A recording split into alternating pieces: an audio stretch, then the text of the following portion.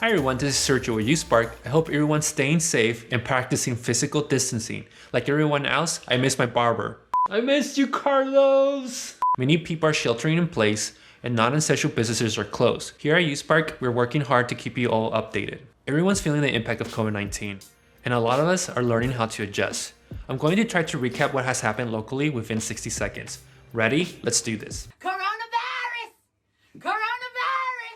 As COVID-19 started spreading across the US, Fresno City Council and Mayor Lee Brand were like, oh shit, this is serious, let's do something. They issued an emergency order for all city residents to shelter in place and closed down non-essential businesses on March 19th in hopes to flatten the curve. Some on City Council who believe they know better than science, I'm looking at you Gary, weren't happy with this decision. The city of Fresno went a step further by setting up protection measures for tenants that lost their jobs due to COVID-19. They passed a small business relief fund and they're issuing citations for businesses that are price gouging and disobeying the shelter-in-place order. Meanwhile, at the county level, things started out rough. The County of Fresno Board of Supervisors were hesitant to act at first, wasting valuable time. Board of Supervisors Steve Brandau went as far as to say officials were overreacting to the Chinese coronavirus. Fresno County has not issued a shelter-in-place order. They also pulled an item from their agenda that set up protective measures for tenants. Total cases in Fresno County continue to rise weekly. You can check the Fresno County Department of Public Health's COVID-19 website for daily updates. That was a lot to recap. Keep in mind this was just a brief recap. If you want to stay informed, please follow us on social media. COVID-19 is a serious threat to our community. The response from city and county leaders has varied. Unfortunately, here in the Central Valley, the spread of misinformation also poses a serious threat. Congressman Devin Nunes has downplayed the seriousness of the situation and actually wants people to gather. Go to your local pub.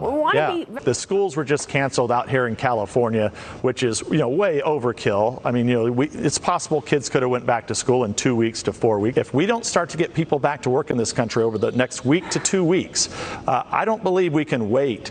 Fresno City Council District 6 Representative Gary Butterfield has been presenting his own facts about COVID-19. Which goes against what health experts have been saying. He was strongly opposed to the shelter-in-place order issued by the city of Fresno. This kind of stuff is really unacceptable and needs to be rejected outright. We need real data in order to make sound decisions. This is not part of that. They said non-essential businesses needed to close.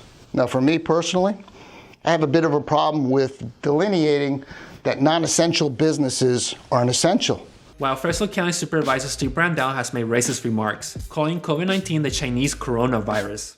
And his Twitter profile photo is the coronavirus shaped as China's national flag. The World Health Organization is asking leaders to stop calling the coronavirus the Chinese virus because it creates social stigma towards members of the Asian community. So please stop it. It's unfortunate to see this kind of behavior from our valley leaders. This misinformation is placing people at risk, and their racist remarks and attitudes don't have a place in local government. During this time, it's important to remember our most vulnerable communities. People of color, immigrants, refugees, and people that live in poverty often get hit the hardest during the national crisis. My hope is to work with the community so that their voices don't get overlooked. I recently spoke to the community leaders from FIRM to get a better understanding on what is happening on the ground with our refugee community. Today I'm with FIRM, the FIRM staff.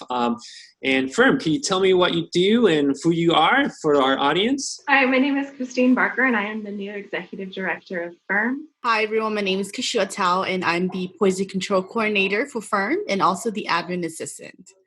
So FIRM stands for Fresno Interdenominational Refugee Ministries.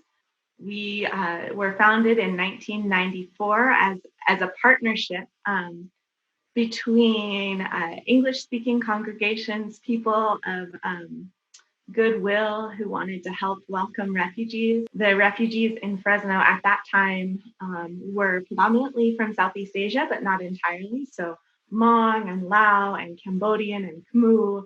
We provide a number of services to different refugee communities in Fresno at every age. We have caseworkers, mental health workers. We do peer support groups. We have community gardens, poison prevention to do public health information in other languages. And we do community organizing. We do advocacy.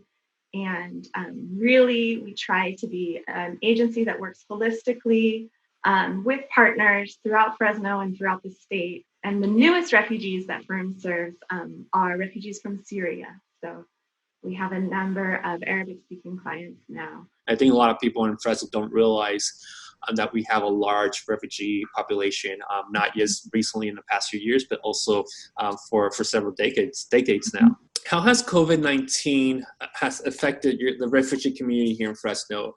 It's my understanding that Firm primarily serves the Southeast Asian community, but obviously there's other refugee communities that you all serve. Yes, that's correct. We do serve the Southeast Asian community as well as other communities of refugees. And the great thing about Firm is that we do have caseworkers that do speak these languages so that we can serve our clients.